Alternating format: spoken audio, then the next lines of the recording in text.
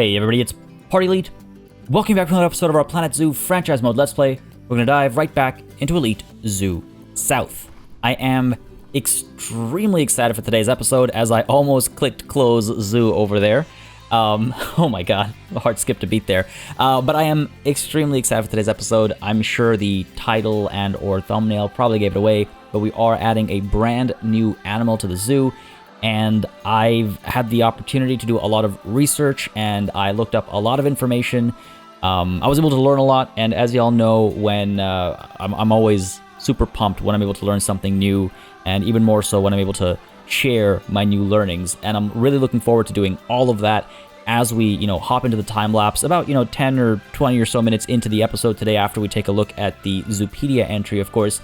But I'm excited to talk about all the stuff that I've learned. I'm excited to try and integrate that and implement some really interesting and, in my opinion, fascinating bits of like folklore and whatnot into our new enclosure. And I'm also looking forward to going on at least a couple of tangents potentially as I talk about what I have to talk about when we're doing our time lapse. But in order to get all this done today, I'm going to make sure that I don't bore you with a prolonged introduction. We're going to go ahead and get ourselves set up. We're actually going to, I think, teleport to daytime, so we're able to see very clearly, and there's minimal chance of a crash. I find it hasn't happened in a very long time, but I find if I do a time of day change later on in the session, it's more likely to crash than if I do one early on in a session. So I'm just going to go ahead and do this right now. Avert your eyes if the sudden brightness will blind you. Let's go ahead and switch to noon over here. I should have averted my own eyes. Wow. But yeah, let's go ahead and take a look at the. Well, actually, you know what? I've got at least one thing I want to do before we take a look at the Zoopedia entry over here, and that is name this toilet block. I knew I had a suggestion for it that I liked, but I also knew that my notes had broken, but I was able to go back digging through the prior episodes comments to find the suggestion that I liked, and we're gonna go ahead with wild business to kind of like business. What? Why does that not look right? You know when you type something and like you're so familiar with a word that sometimes you like put it down and you're like, that doesn't look right. Business. Yeah. Business. Okay. I promise I speak English. Ish. Oh, come on. After all that, you're gonna I need to hit enter. I keep forgetting business. Yeah. That looks right. Ugh. Weird. Again, one of those words that you just look at so often that eventually having to write it out throws you off. I don't know, maybe I'm the only one who's like that, but I want to get that in there. It was a great suggestion that, again, it was like, I remembered getting the suggestion, but then, like I mentioned last session, something was up with my notes, and I had the opportunity to look back, though. So there we have it. Wild business ties in to the wild dogs, which is an excellent segue to looking at the wild dogs, in fact. So go ahead and take a look at the African wild dog. Again, I learned a lot of very interesting stuff. One thing that I just want to say really quickly, one thing that I find really fun to do is to look up an animal and just kind of like look up like keywords like animal folklore, animal mythology, animal importance, stuff like that, animal representation. Like when I say animal, I mean the name of the animal. And with the African wild dog, I will be completely transparent with you, 100% transparent with you. With the African wild dog, I was like, look, dogs and dog-like animals across the world, there is a history there. There's always something. So I went in knowing that I would find at least something, but at the same time, I was like, I don't know, like maybe not though. Like I like part of me doubted that I'd find anything, and boy, was that doubt of mine very quickly proven wrong. There is a lot of very cool stuff. I'll be touching on some of it because some of it will tie into our enclosure, but I guess it's weird to say it this way, but I implore you to look it up as well, because there's gonna be a lot of stuff that I won't be able to touch on, but it led me down a huge rabbit hole of all kinds of interesting stuff. But anyway, all that aside, let's take a look at the Zoopedia entry, right, as opposed to my own personal version of an entry. So the African wild dog. I'm going to butcher this, the Lycaon pictus. Lycaon, I think so. Somebody who knows better, feel free to correct me as always. They are endangered. The population in wild is 6,600. The African wild dogs, or Lycaon pictus, are also known as African hunting dogs or painted wolves. That's a pretty dope name, I'm not gonna lie. Painted wolves. That sounds like a sports team name, you know. They live throughout sub-Saharan Africa. The continent has several different populations and 5 subspecies in total. The dogs are slim and tall in comparison to other canines, with extremely large, rounded ears and distinctive coloration. Generally, they have yellow and black mottled fur with white patches on their legs, chest, and tail. However, this varies on the subspecies. Some may also have a spot-like patterning on parts of their body. Gotta point out coloration here really quickly, and then move on to African wild dogs are endangered mainly due to habitat fragmentation.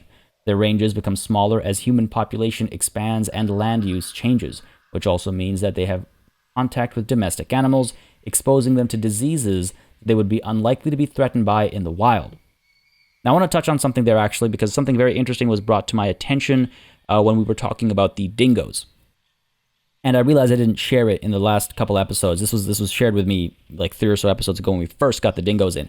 But I had mentioned, and I didn't mean it for it to be like flippant or anything, by the way, just to be clear. But I'd mentioned that, you know, if dingoes and other dog breeds, you know what I mean by other dog breeds, if there was interbreeding going on and they were having, they were having offspring of mixed genetic, I guess, background, I sort of implied, or I sort of suggested, like, is that a bad thing? Like, what, like, is that, could that be considered as harmful to the species? I'm trying to like figure out the best way to place this.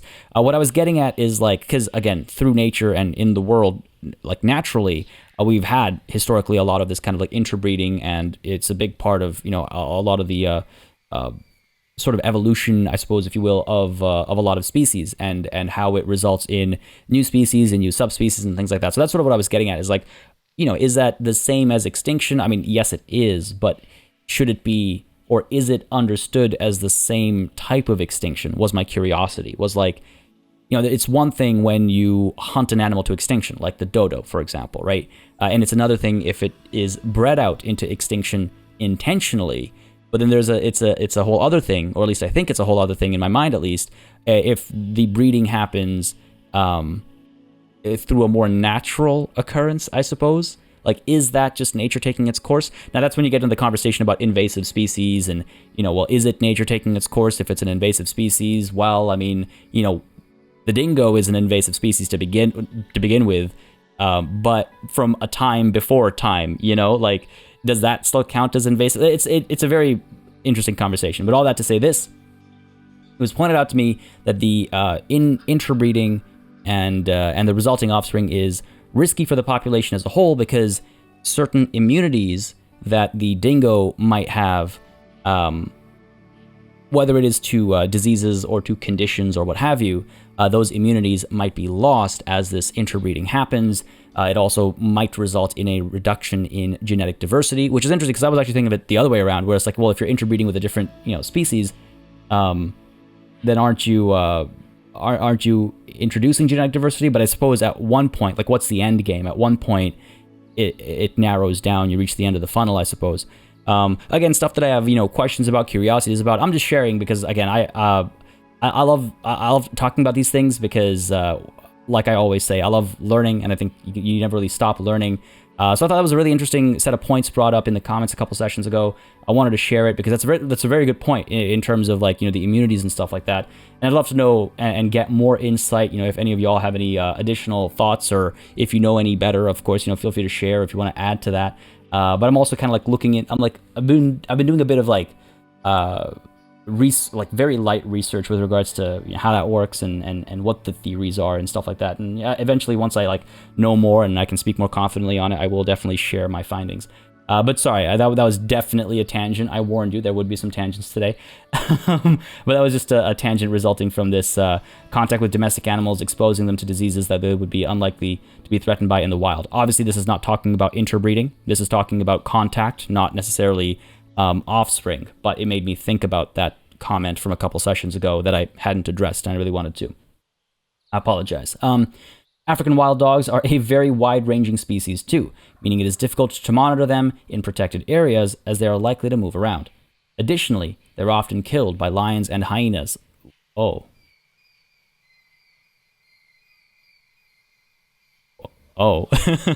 I should make sure there's at least a bit of a distance between them and the hyenas, and that's uncomfortable. Conservation groups such as Range-Wide Conservation Program for Cheetah and African Wild Dogs are protecting wild dogs by improving coexistence between dogs and humans and assisting in land use planning that will give dogs more hunting space to allow their population size to expand. That is a very catchy name. That's actually, okay, so interesting. So they are improving coexistence. I imagine when they say coexistence, they do not mean cohabitation. They mean, yeah, figuring out how to use land and how to protect land in a way that, you know, human progress isn't halted. Even, you know what I mean by progress there. Human growth, I guess, isn't halted, but at the same time, the wild dogs aren't suffering because of it. A tough balance to strike. Their natural habitat, oh, they're actually dotted across a lot more than I thought. I kind of like looking at this like without having already looked at it before, because it definitely gives me some moments to think about. Oh, my plans. Interesting. I thought there were a lot more.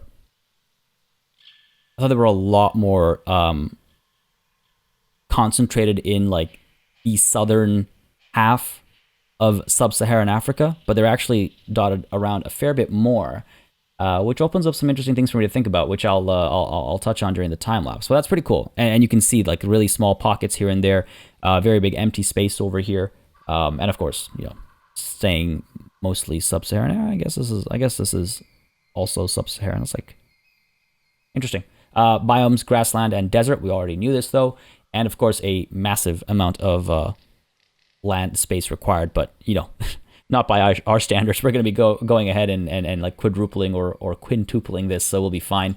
Species data, group size, 2 to 27, up to 27 males, up to 9 females. Oh, hang on. Oh, interesting. Okay, that's a flip of what I would expect. Okay, good to know. Male bachelor group size, 2 to 27. Same with the females. Dominance is alpha male and alpha female. Mating system is monogamous, alphas only. We're very familiar with that by now, with the wolves and the dingoes as well. Doesn't this stuff blow your mind, though? Like, I understand they're like the same the same type of animal, but like to have similar behaviors across the globe, you know, like I can't be the only one who just goes like, I understand these animals are similar, but how are they that similar? You know what I mean? Like, it's so cool. I love this. This stuff is so cool. Relation with humans is confident, but guests cannot enter the habitat, of course. Size, males are 26 inches tall at the shoulder. Females are 24 inches tall at the shoulder. Life expectancy is 11 years across the board, and they weigh about 55 pounds across the board as well. Sexual maturity at 2 years, sterility at 10 years. So the last year of their life is sterile. That sounds like a weird way to put it. 1 to 6 offspring per mating event. Man, I'm going to be spending so much time in this corner between dingo babies and wild dog babies. And I don't know what hyena babies look like. I'm curious. But I'm going to be spending so much time over here. And they're next to koalas. Oh my god. This is going to be the cutest corner in the zoo, potentially. I don't know, maybe. 2 months gestation period, 14-month interbirth period, but reproduction in captivity is very easy. Good stuff. Social needs. African wild dogs are extremely social animals. They live in packs with an alpha male and female who both lead the group on hunts and act as the main decision makers. Even just like this stuff, it's just so cool. And I say this every time we look at like a dog or dog adjacent animals, but because every time it blows my mind. The males in a pack are all related.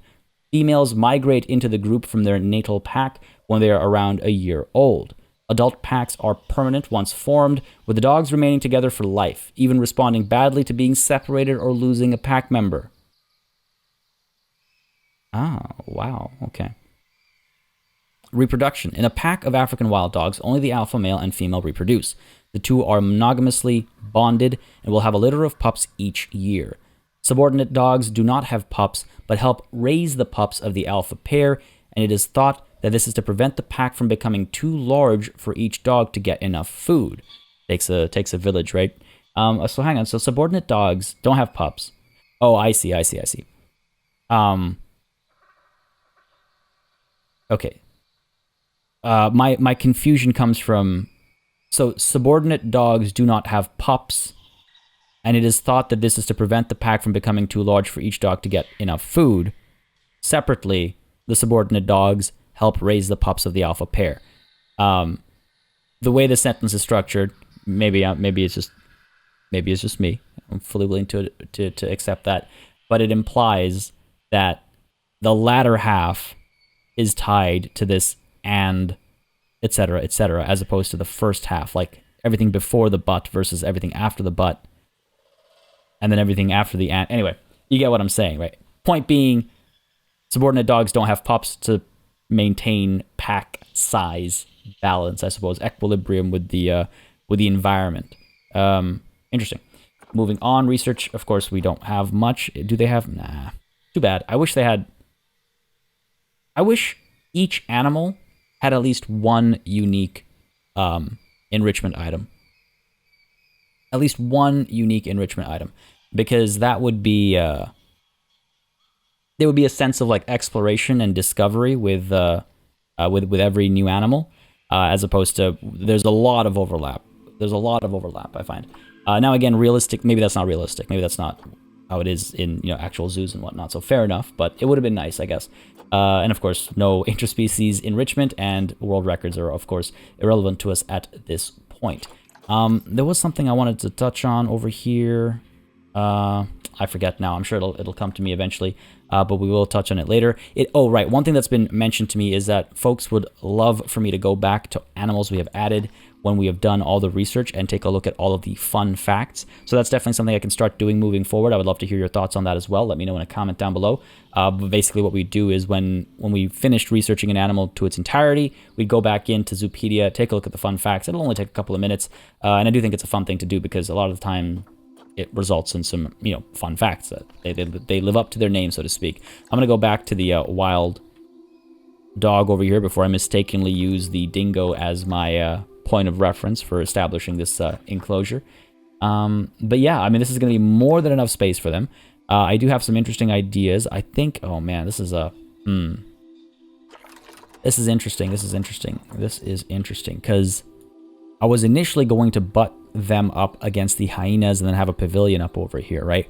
But now I'm wondering if I should like find a way to separate them at least a little bit, like put a river down or something. Not necessarily a river, but like a body of water or a walkway or something down to separate them a bit more. And it should also be noted, by the way, this water I can no longer remove and re-add at the same height. I didn't mention it during the previous time lapse or 2 time lapses ago when I first discovered that.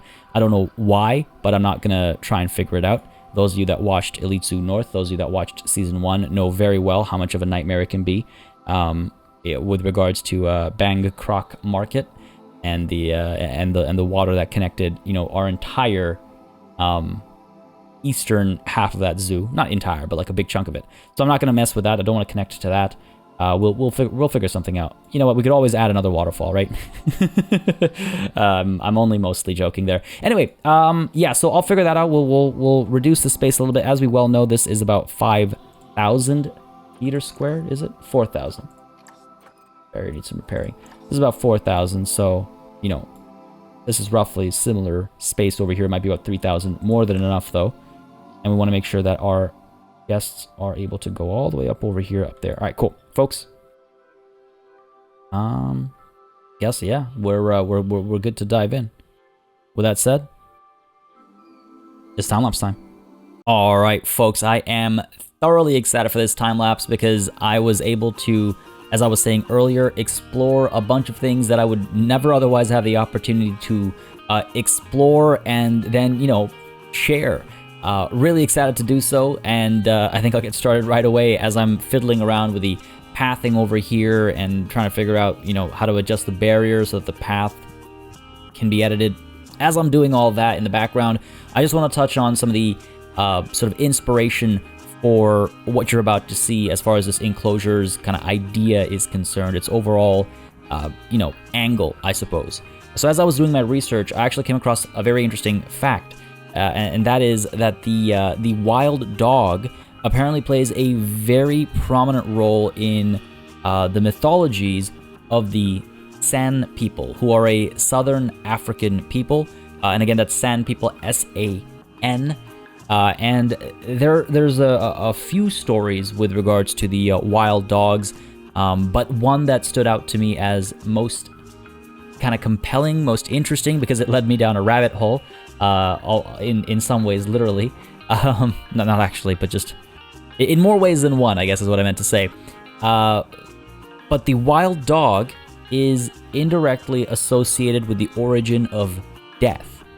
Now, apparently, at least among the San people, but I think it's also among other African tribes as well. Now, I was doing some research, and apparently it's a relatively shared belief, I guess, line of thinking, that at the beginning of time, you know, when things first began, death wasn't a thing. You kind of lived forever. You were rejuvenated, like literally you were made young again when you reached the end of your cycle, or there's a variety of, you know, potential explanations. And again, that's like, I only kind of sort of understand the spread of that. I don't know if it is a common belief across cultures or if it is just among the San people. I need to verify that. But I thought that was pretty interesting. But eventually, death becomes a thing. So how did death become a thing? The story is that the hare, like, you know, like the wild hare, is cursed by the moon to be forever hunted by wild dogs, because the hare, I guess, denied the moon's promise that it would allow everything to sort of live forever, to have this cycle of rebirth. So, from my understanding of this story, and I want to dig more into it because I thought this was, I thought the idea of death having an origin itself is so cool. I don't, like, I'm not familiar with any other instances, of that happening. So when I came across that, I was just like, okay, hold on a second. I need to like read up a bit more about this. And so I did. I did as much as I could before I had to start recording, because otherwise this episode wouldn't release on time. But I do want to do a bit more reading on that subject matter, because that's, again, it's so fascinating to me. So from my understanding, the hare was basically like, I don't want this promise. I don't want to, I guess, live forever, and so it is being chased for all eternity by wild dogs. And I guess that's where, you know, the concept of death was born. That how, like, right? Like, that's pretty neat. Now the wild dog also has other important roles throughout these San people.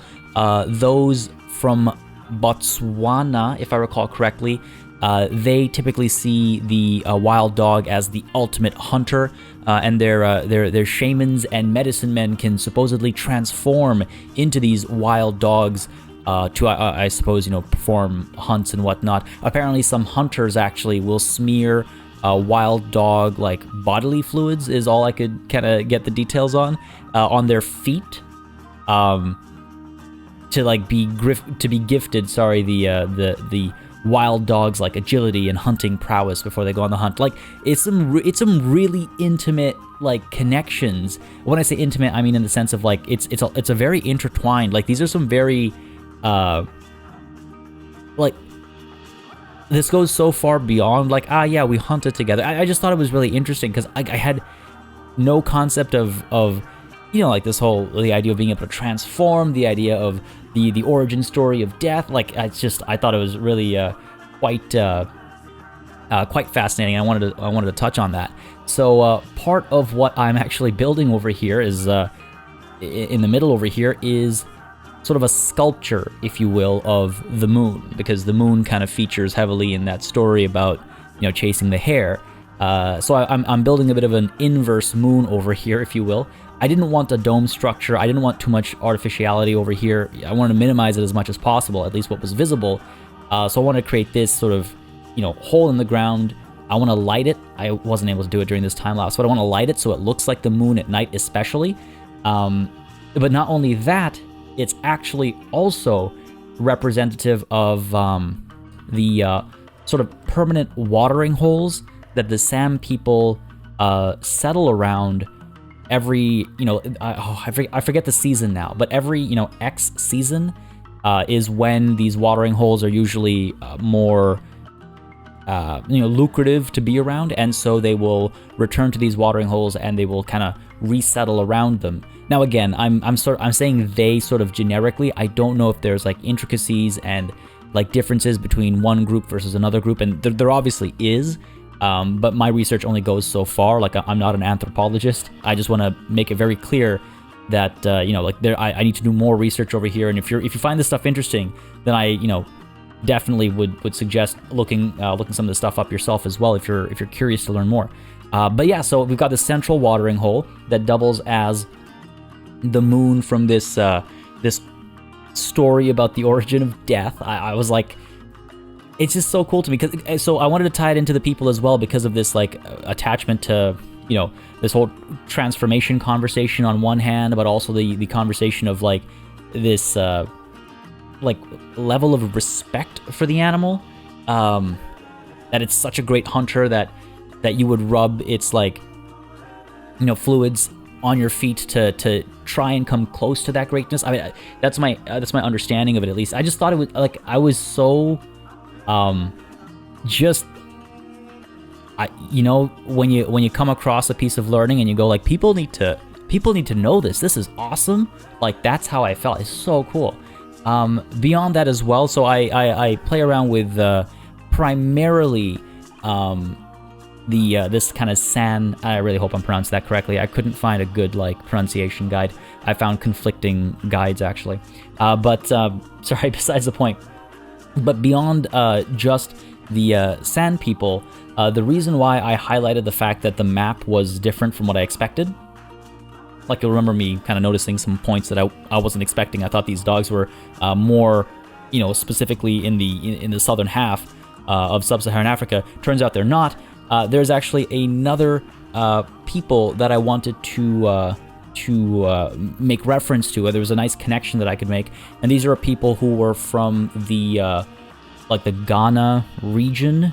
Don't consider the modern day borders. They were from the Ashanti Empire, and they went beyond present day Ghana, but they're in sort of that region where these wild dogs are as well. And they have this what's it called? Like system of symbols. System is, I don't know if that would be the right word, but I guess system, not language. Group of symbols. They're called the Adinkra symbols, which again I apologize if I'm butchering the pronunciation of. They're called the Adinkra symbols, and they're really beautiful, very graphic symbols, and they all mean something of particular importance. And again, I wanted to touch on. I was looking for things that I could get inspired by, so I was looking at all these symbols because I've been wanting to really tap into this for a long time, ever since we've talked about doing Africa, which is forever. But I was looking at these symbols, and lo and behold, the ladder is the symbol of death.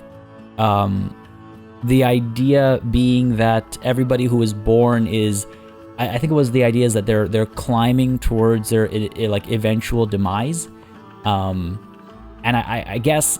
It being a ladder and going upwards, I think there's definitely some positive vibes implied over there. A lot more kind of like, I was surprised by this actually. I know a little bit about Adinkra symbols and stuff, not a lot.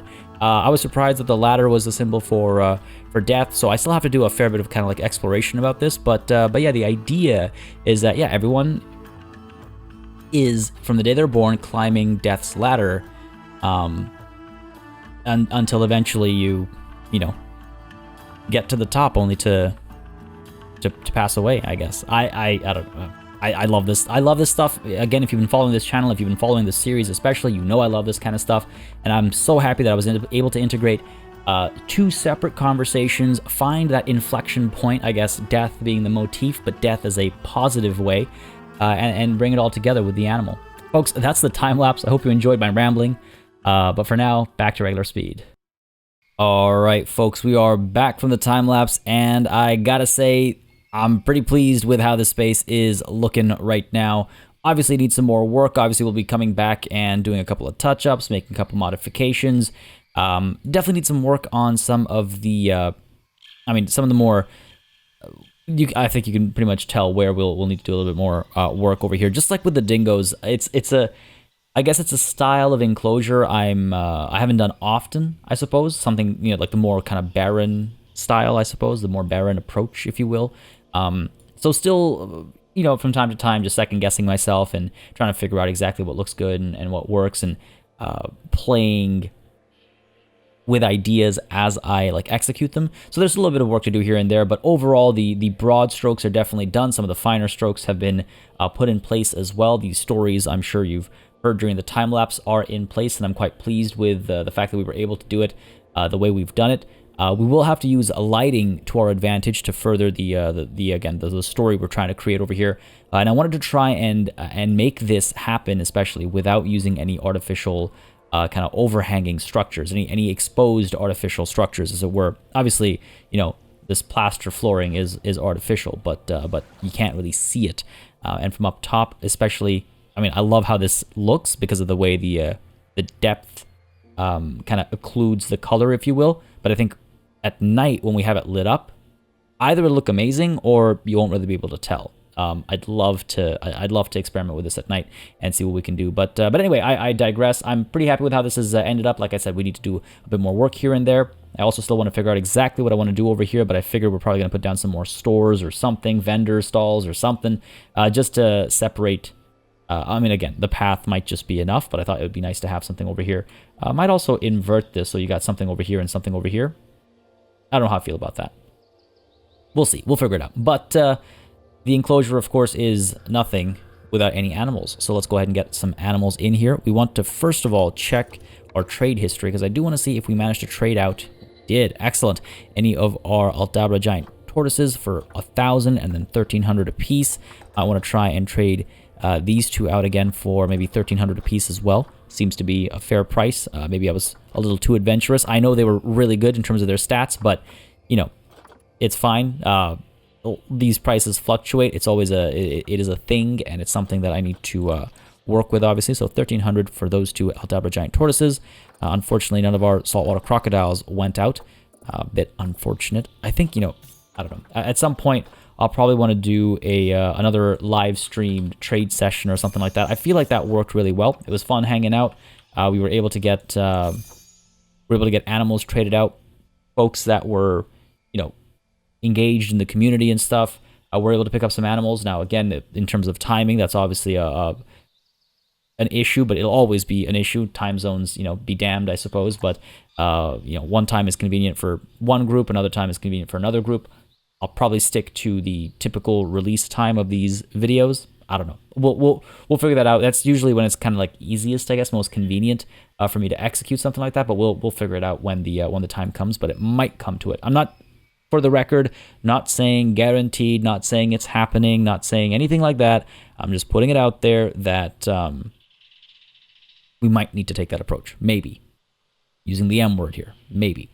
All right, so with that said, though, let's look at what we were actually going to the animal trading for, which is our African wild dog. I always want to say West African. It's because of the gorilla, I guess. But no, we're looking for the African wild dog, which is, of course, right up over here because the alphabet, surprise, surprise, starts with the letter A. Let's see if we can't find ourselves some nice options here. Zaid over here for 500. Oh, look at that. Jelani. You know what? Jelani's stats are fantastic, so I'm not going to hesitate there. I love your zoos. Why, thank you. I guess I love yours as well. I'm going to go ahead and move you to quarantine right off the bat. Come on now. There we go. Pop you in here. Where are we? There we go. And let's go ahead and get ourselves a female as well. I believe that was our male. Where are we? Let me just check over here. Trade history. Yes, that was our male African wild dog. Let's go ahead and get ourselves a female. Oh, want to make sure. See, I'm glad I made note of this because I want to make sure we get somebody else. I had a feeling the prices were all the same. I had a feeling that they were from the same zoo. How funny would it be, by the way, if just by pure chance you get a pair from 2 different zoos, but previously they had come from the same zoo. So, you know, like we see it from the previous person's zoo, but, you know, it turns out that they were actually from the same zoo before that step. I wonder how the game like would tackle that. It's such a rare possibility, but I'm just curious. Zubaydah here is looking good. I mean, sure, good everything. So let's go ahead and adopt you. 1,000 is the cheapest they get outside of again being from the same zoo. So let's go ahead and come on, if the clicks would work. I thought they fixed the clicking with the latest update. Maybe I misunderstood. I will say though, I am so ridiculously happy to see that they have, yes, in fact, fixed the little buttons, and they no longer overlap. I'm so happy to see it. You know what? Whoever is responsible for finally fixing that, I'm sure it was a huge headache to get it done. But I'm so glad that it is done, because it's such a massive improvement as far as user experience is concerned. It is huge to just be able to click on the buttons when you need to click on them. Like, look at that. I want to move, I can move it. I want to select everything, I can select it. It's just nothing overlaps. I'm so happy. Sorry, it genuinely pleases me so much. I read about it in the update, but I had to see it with my own eyes before I got too excited about it, and then I had to edit this during the time lapse, and I was just like, wow. Yeah, that's how it should have worked since the beginning. And I'm glad, again, you know, these are huge productions, these are huge projects, things like that will always happen, but it's cool to see that kind of quality of life improvement still being pursued over a year and almost over a year and a quarter since the release of the game. Fantastic stuff, good stuff. But yeah, sorry, I had to highlight that. All right, let's go ahead and unpause over here. The animal needs to go through quarantine. We'll pull them in. Hopefully they'll enjoy the space. I do believe I have food, water, feeding, what's it called? When they enjoy stuff, it is an enrichment item. Feeding enrichment items and toys as well. So hopefully we're all covered there. I do need to, as the game has rightfully pointed out, get our work zone sorted over here. So this is Africa. There's actually a new work zone. All right, new work zone. Africa East. Is that my naming convention? What is my naming convention? Africa hyphen. Well, this one is not high. Okay, we'll fix that. Go ahead and get this sorted out though. Get you. Dangerous animal has escaped. Of course it has. I'll check up on it in just a moment. I bet it's a gorilla that's gotten into space that it's not supposed to. For now, I'm going to assign these, but later on we're going to get more staff rooms up over here somewhere. Yeah, I can assign these as well. There, whichever's most convenient, I suppose. We also need to go to our Australia section and get that sorted out properly. But when it comes to our staff over here, I'll need to go ahead and add some more people. Facilities without power. Which one? Oh, it's probably because this is in need of repairs, I'm guessing. Yes, very much so. Alright, got a mechanic over there, and let's go ahead and sort out our staffing situation. Actually, there's a lot of moving parts today. There's a lot of moving parts. We also need to make sure that our vet research is corrected, so to speak. Oh, what's going on here? Right. The escaped animal. Oh, no, it's worse. It's not the gorilla. It's a warthog. I don't know how they're getting through, by the way. I mean, they shouldn't be able to get through, clip through the glass over here, because the glass is, it's a barrier. It's a proper, you know, barrier. So, really shouldn't be happening. It really shouldn't be happening. Anyway, back up over here. What was I looking into? Staff, right. So, vet research, we're going to have to get somebody else to stop their research as well. I'm going to go ahead and get, let's get Becky Jones to stop researching the lions, and then we'll get you on, or we'll get somebody on the African wild dogs. But we also need to get new staff, like I was saying. All right, cool. So let's go ahead and get ourselves, what, maybe, I want to pause. Get 2 caretakers. Might seem like too much for the space, but as it grows and it gets the hyenas as well, I think that's not unreasonable. Get a couple keepers. We can afford it. That's the other thing as well. We can afford this. Get a mechanic here as well. I need to get some security cameras and stuff down as well. I keep forgetting to get security cameras and stuff down. I'm going to get 2 security guards so they can like roam around. They all have no work zone assigned. Hopefully that'll do the trick. Maybe we'll get an educator. We have a couple educators. We have a couple extra educators I think that we can assign, or any shows up over here. Shows, animal talks. That's what I meant. All right, cool. So let's go ahead and no, I gotta wait until you land. Come on now. There we go. Go ahead and start assigning some work zones and deal with salaries as well. Go. Africa East. And again, that's not East Africa.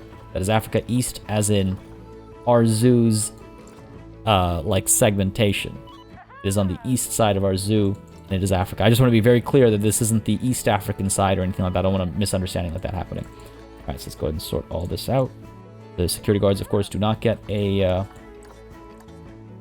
work zone. They're able to roam freely. Africa East. There we go. All right, cool. Wonderful.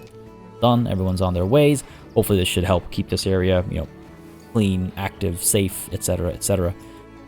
Looking pretty good. We're going to have to, of course, get education boards and stuff like that down as well, and we will need a name suggestion as well. Now, again, like I said last session, I do already have at least one. I might even get, sorry. As I said last session, I've got one. Then as of last session, I now have two. Keep them coming, though. If you have more name suggestions you'd like to toss in the ring, I'm still taking suggestions. And I would love to have a variety to pick from. I've got some good ones right now, but I like to give everybody a chance. So like I wait until the enclosure is actually down, and then I gather my list and I start kind of plotting my my selection. So keep them coming. I don't mind if they come through early. If you've got a good idea, then feel free. Don't try not to do like too early. Don't give me the name suggestion for an animal that I haven't even talked about including yet. This obviously made sense because we've been talking about the dogs for a while, so that was perfectly cool, knowing that they were coming up within the next handful of episodes. But yeah, don't go ahead and give me enclosure name suggestions for the I don't know the hippo when we haven't talked about the hippo yet and where the hippo is gonna go. We're obviously gonna have a hippo here, but am I making sense? I think I'm making sense. Let's go ahead and get you over here. Getting some Galapagos giant tortoises maturing as well, so that'll be interesting. This is also going to be interesting, actually, because we have to make sure that our speakers don't overlap, and this is a very tight space over here. Go ahead and reduce the volume over here a bit. And do this kind of a thing here as well. Let's reduce your volume a little bit. This kind of a thing. Sure. And over here, reduce your volume. There we go. I think that's reasonable. Probably make a nicer casing for these screens and stuff as well. I think that's reasonable. All right, cool.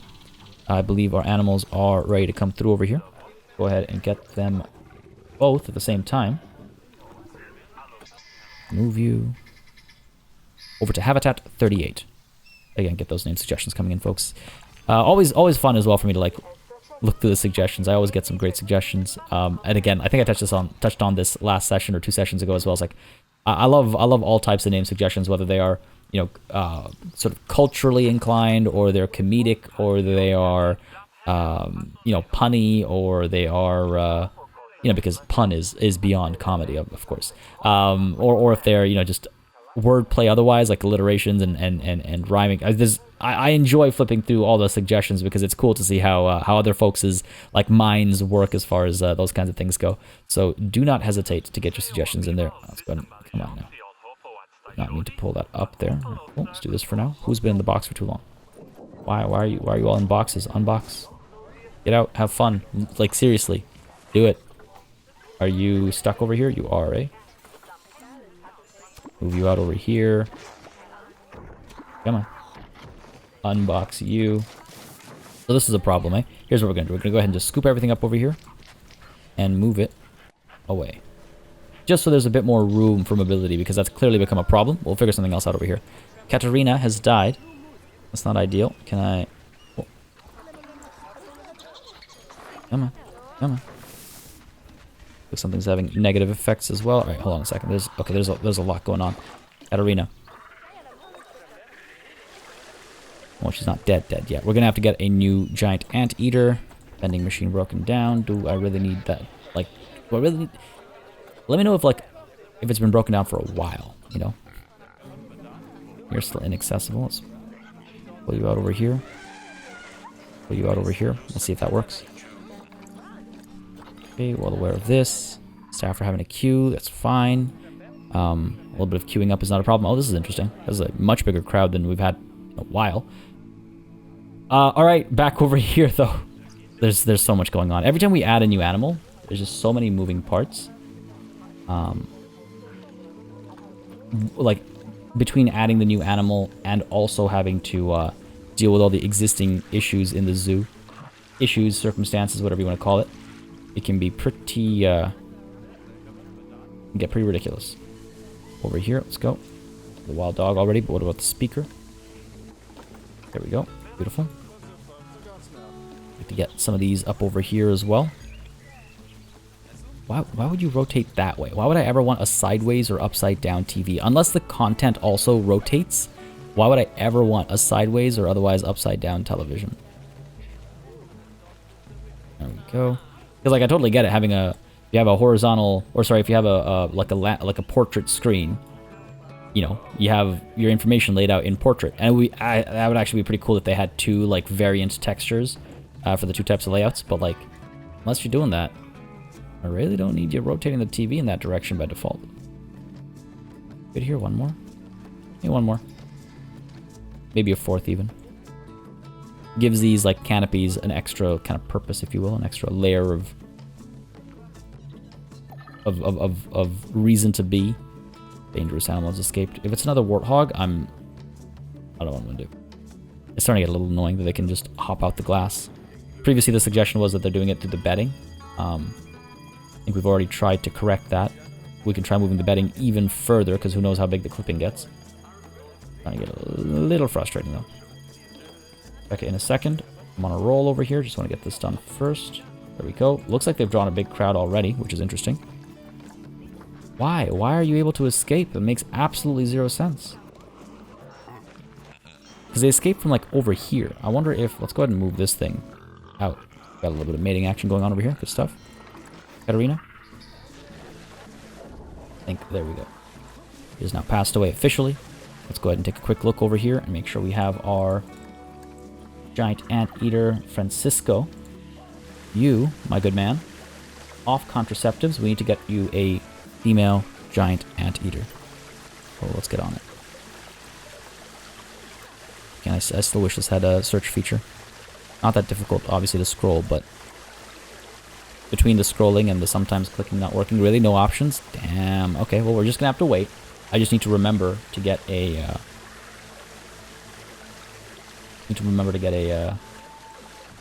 email option over here. One thing I do want to check, though, is... We'll have to figure this out as well. We're just waiting for... So much going on right now. Marcus. I wish I could just see Marcus's, like, stats over here. It's these little things that are, like, a little inconvenient. That, when everything's going on all at once, it can be a little... Ah, I got babies coming too. There's so much happening right now. Another dangerous animal escape. These guys have escaped. See, like, this is important. I need to check these guys out because they are obviously... Capture you. They're obviously able to do a lot of things that they're not supposed to be able to do. But because I'm so distracted by everything else, I feel like I just need to, like, make note of everything else that needs doing and just do it next time. Too much happening. Too much happening. Alright, sorry. Sticking back over here. Over to zoo. Animals. Who was it? Francisco or something? Animals escape. Call a vet. Better. If it's a warthog. Nope.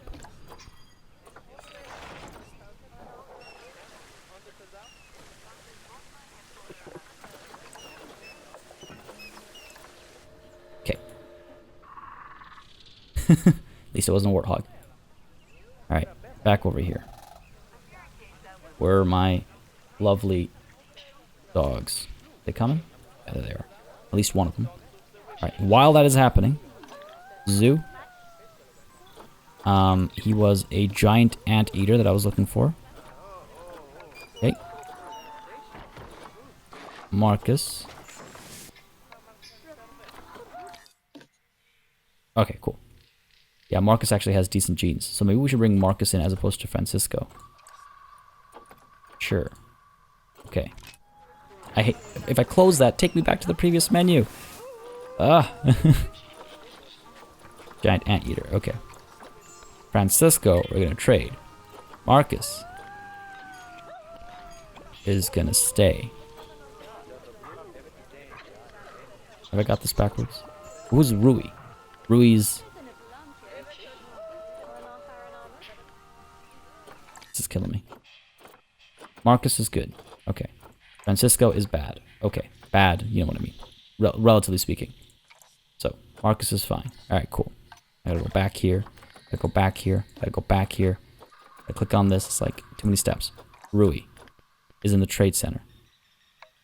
What's your deal, Rui? Decent, not great. Decent, but not great. Alright. So what I've got going on right now is right. Back to our giant anteater. We're gonna need another like management session sometime soon. Alright, cool. Done. Done and done. Get you back on contraceptives. Get you off of contraceptives. Good. We need a female giant anteater. Hopefully we'll be able to get one soon. Still nothing. Alright, cool. Back over here. With these dogs that look like they're already trying to escape again. So you can get out over there. You can get out over there. You can get out over here. This is almost certainly because the barrier is not tight enough. Okay, fair enough. Alright, fair enough. Okay, cool. Be relatively easy to fix. Flatten the foundation. Just got to make this a bit steeper. That should do the trick. Hopefully that does the trick up there. Gotta unpause to let it recalculate, obviously. Figure it out. Dangerous animals escaped. Deal with it later. Alright, those guys are still able to escape down there. Go ahead and pause it. Yeah, this is just because the habitat's perimeter is not perfect. That's fine. Easy fix. Back down over here. Gotta move you down a little bit. Perfect. That should do the trick. Now who has escaped? You have escaped. How have you escaped? Oh, I see. Yeah, that's a bit of a problem. Let's go ahead and seal that up. I remember this during the time lapse, and then at the beginning of the time lapse, and then it slipped my mind. Alright, let's go ahead. See, these kinds of escapes, I'm fine with, because I know the issue, I can fix the issue. When it's something like a warthog walking through glass, I got nothing. I got nothing. Alright, cool. That hopefully does the trick. Where's our old friend? There you are, buddy. Oh, are you trying to get away? Oh, can't do it. Good stuff. Looks like we're all good. Gotta give an eye out for the pups, obviously. And on the topic of pups, let's go ahead and take a look at our dingo pups. Oh! Oh no! Are you kidding me? They're so cute! I'm so glad I caught that! Oh, these guys are adorable! Oh my god!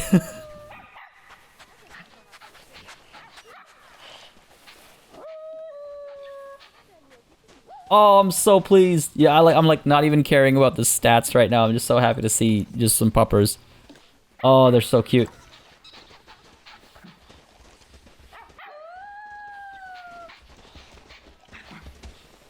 Oh yeah, this is great. Oh, this is fantastic. I was so pleased. The mom and dad just being like, go away, just want to sleep. Little wagging tails. Oh, they're so good. Alright. But let's not neglect our newly added animals. Take a look at these guys as well. The patterning is so beautiful. Look at that. Oh, that's pretty. This is pretty baller looking. Like, this is kind of exactly what I was hoping for. Oh, look at that. Is that not something special? Nice. You can hop down as well. Beautiful. That one wrong. Oh, you know what I need to check? I need to make sure they can get the water. Oh, okay. Nope. Come on. Yeah. Come on.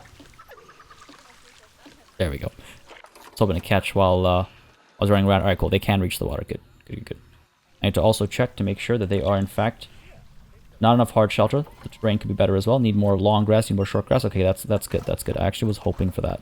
I wasn't 100% sure. That's good, actually, because I do want to add a little bit more green.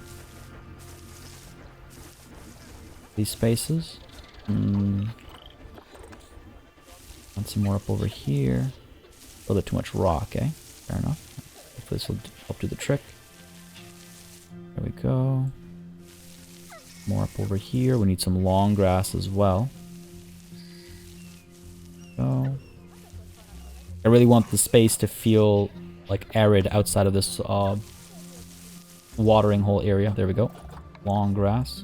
Well, I don't really like how long grass looks. Hopefully I don't need too much of it. Yeah, there we go. That's good. Hard shelter, not enough. I kind of had a feeling. We'll take care of that in the next time lapse, I think. Coverage is looking good. Everything's looking pretty good, I think. Cool. Very cool. Very cool. Guys just hanging out in the shade over here. They are so beautiful, though, aren't they?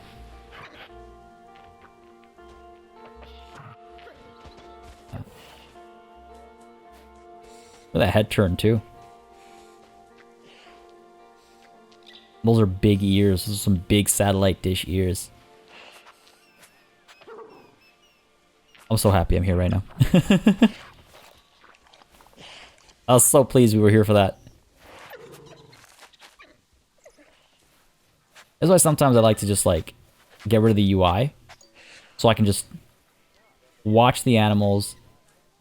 And if an alert comes through, you know, it's not going to distract me. Because the thing is, when I know there's an alert, when I know there's trouble, I was like, well, I have to take care of it now because otherwise I feel bad. Ignorance is bliss, I suppose. It's nice to sometimes just spend some time with the animals, though, because otherwise we'd miss all these cool animations and adorableness as well. On for lie down? Are you going to do a little pat down? And yeah, there we go. Yeah, just another thing that dogs do. Across the board. Look at that coloring, though. Look at that head turn. It's terrifying. It's like straight out of The Exorcist. Oh, look at that. Oh my god. My day is made. I hope yours is as well. That's so cute. Oh, that's so cute. You all the way over here. They're still bonding, you know? They're still bonding. Not gonna be too upset about that. So cute. Look at the different, like... It looks like there's a different snout shape. I mean, they're too far away for me to, like, be able to do, like, a side-by-side. But it feels like there's a different snout shape, maybe? Male versus female, of course. I imagine that's what I'm seeing. Or, you know, I'm just seeing things as well as a possibility. It just looks like it. Could also be a variety of things. Where are little puppers? Oh, there you are. So cute. I don't want this thing to be floating, but I also don't want to wake anybody up.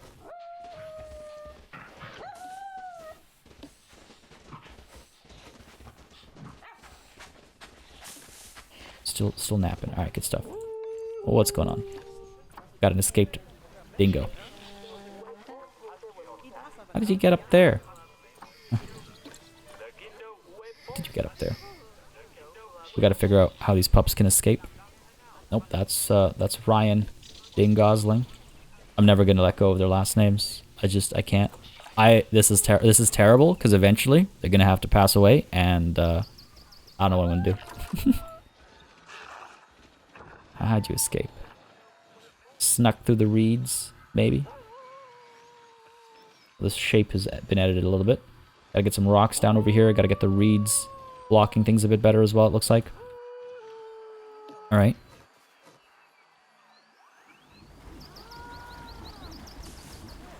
I do that. Gotta adjust the barrier, I suppose. Where are we? Where? Just a bit further up. I had to move this to make room for the other barrier. I guess I didn't notice the issue there. Not a problem, not a problem. Okay. Luca. Just trying to make sure that they can't dingo anywhere they're not supposed to. They can still escape over here, eh? Alright, fair enough, fair enough. Get another one of these. Come on now. Alright. That works. Hang on a second. What happened to you? Why did you suddenly disappear? I was like, wait, there used to be something in here. I distinctly remember it. Alright, good stuff. Slowly blocking off their escape routes. Good stuff, good stuff. Yeah, we're good. And down over here is all we need to do. Get some rocks down, I suppose. Or no, you know what? These reeds, maybe if they're a little bit higher, that'll be the trick. Maybe. find out together. Go up a bit. Go. You up a bit. Go over here. We gotta put down bins. We gotta put down... There's a lot of work to do up in that area still. Bins, benches, all sorts of stuff. But obviously all these... Oh, yes! Yes! Play! Yes!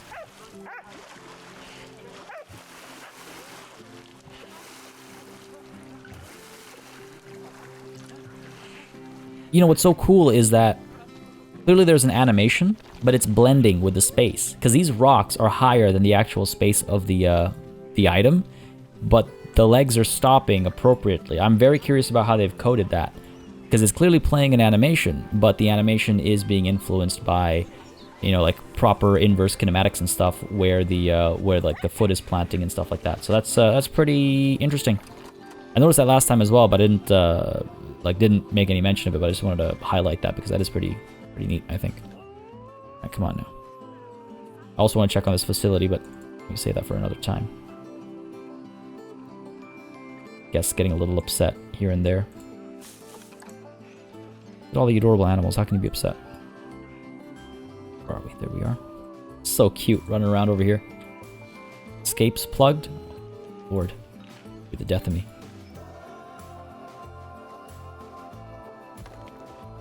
Here, let's go ahead and get you up over here.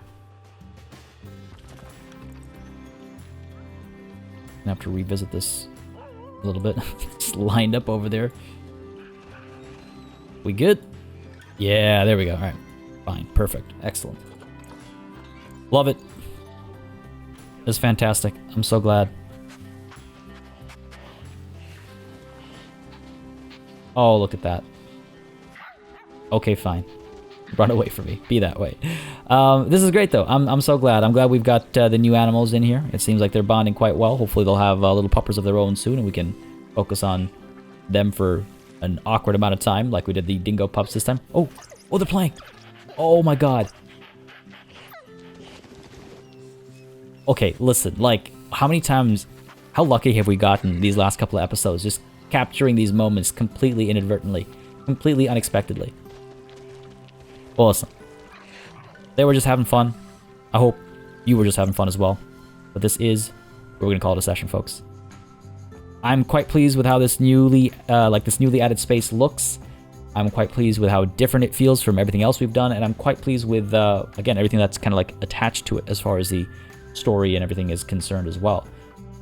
It's all coming together. I mean, how long has this been a blank canvas? And now it's all coming together. We can see that like nice transitional space happening as well. I really want to do something with the flooring with Africa, but none of the paths really say, really feel right to me, I guess.